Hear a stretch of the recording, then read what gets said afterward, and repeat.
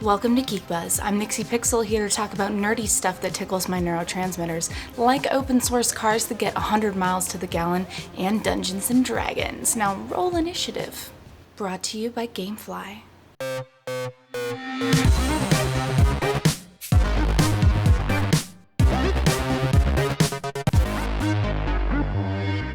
Not sure if you saw the last episode about Maker's Faire, but if you did, you'd know that I'm super into do-it-yourself stuff, prototypes, and my secret is cars. Cars. Which is one of the reasons I'm so excited for the WikiSpeed C3. It gets 100 miles to the gallon, and who doesn't love saving money on gas, and gets up to 150 miles per hour. Who doesn't like speeding? Well, off the record. I may have a radar detector.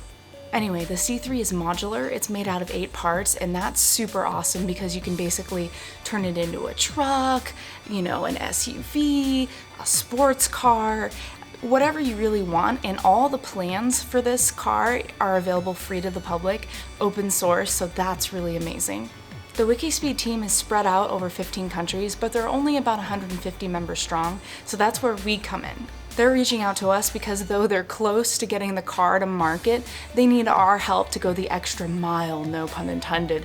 But the donations will go to additional crash tests, though they've passed their previous ones, efficiency testing, more materials for prototyping, and basically extra tools to hurry up and bring this car into fruition. They're already registered as an automobile manufacturer in the States, but they're prepared to send these kits and cars globally. After all is said and done, they hope to sell the C3 for $18,000 for a complete car. That's pretty reasonable when you think about 100 miles to the gallon. Or you could save $8,000 by trying to put the car together yourself, which sounds dangerous, but worth it. WikiSpeed has even talked about making these cars free to the public, which as the funding level increases, that dream could become a reality. It could be argued that the best things in life are free, like watching a sunset, playing hopscotch, and Wikipedia. Ah, information. We interneters love it, except for when Congress tries to take it away from us last January. You may have heard of a little thing called Sopapipa, and I'm not talking about the delicious Mexican puff pastry that just melts in your mouth. That's Sopapilla. If it doesn't ring a bell, long story short, the bill was proposed to censor the internet, and the web responded by shutting websites down in rebellion.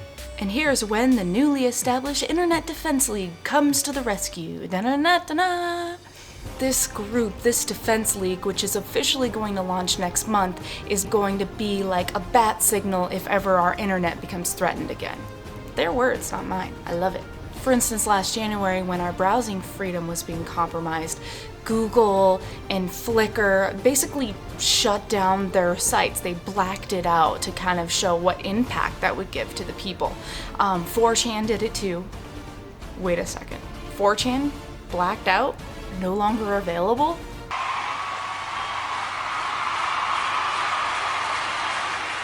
Just kidding.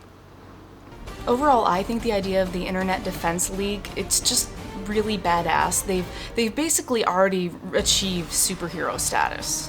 Here they come to save the day. The nonprofit group Fight for the Future is actually behind the Internet Defense League, and their mission statement is working to expand the internet's power for good.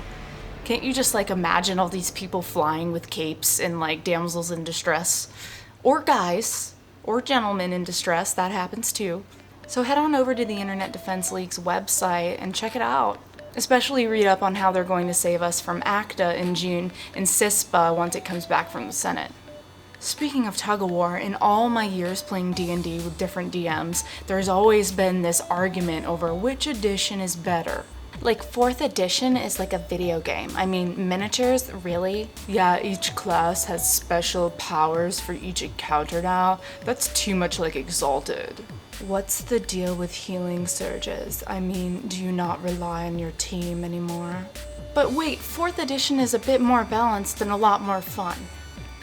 No matter how you slice it, D&D has been the same since the 70s, right? I mean, Dungeons and Dragons and THAC0. Yeah, that's all true, but honestly, have you ever played a single campaign where nobody talked about which edition they preferred? I mean, they even made a board game poking fun about this called Edition Wars. So if you were Wizards of the Coast ready to like launch 5th edition, what would you do? What they did for D&D Next, they just were like, hey, 5th edition, you guys mess with it. In all honesty though, I have to give Wizards props for having open play tests for this thing.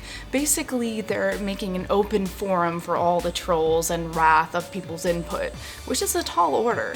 The results of field testing D&D Next and having these open play tests have been, you guessed it, mixed. Some people like it, some people don't. I think that will be forever how it is. But you know, good on them for trying. I know I shifted away from video games in this episode, but let's see how many of you guys play old school games like D&D, Magic, Unicorn, LARP, You Can't See Me. 10 points if you get that. Thanks for watching! YouTube has been doing something really weird lately and unsubscribing people, so make sure that subscribe button is checked, because you need to see me every Wednesday. Until next time, talk nerdy to you later. Look at my unicorn!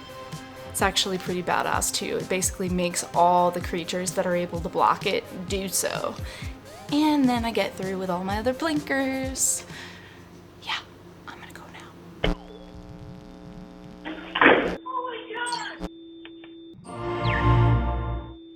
And now a word from our sponsors, who are wondering how much gaming can you handle. Play all the games as well as 7,000 other new and classic titles on both consoles and handhelds. With plans starting at $15.95 a month, Gamefly members can rent 1 to 4 games at a time and keep them for as long as you like, or until you get carpal tunnel. Once you're done blistering your thumbs on one game, just send it back and Gamefly will send you the next available game on your list. If you really can't stop button mashing in Soul Calibur, click Keep It on the Gamefly website and the game is yours at a discounted price. Gamefly will even mail you the case and manuals free of charge. Gamefly has no late fees, no due dates, and shipping is always free. And if you're a fan of GeekBuzz, I'm a fan of giving you 15-day free trial when you go to gamefly.com/geekbuzz and sign up today.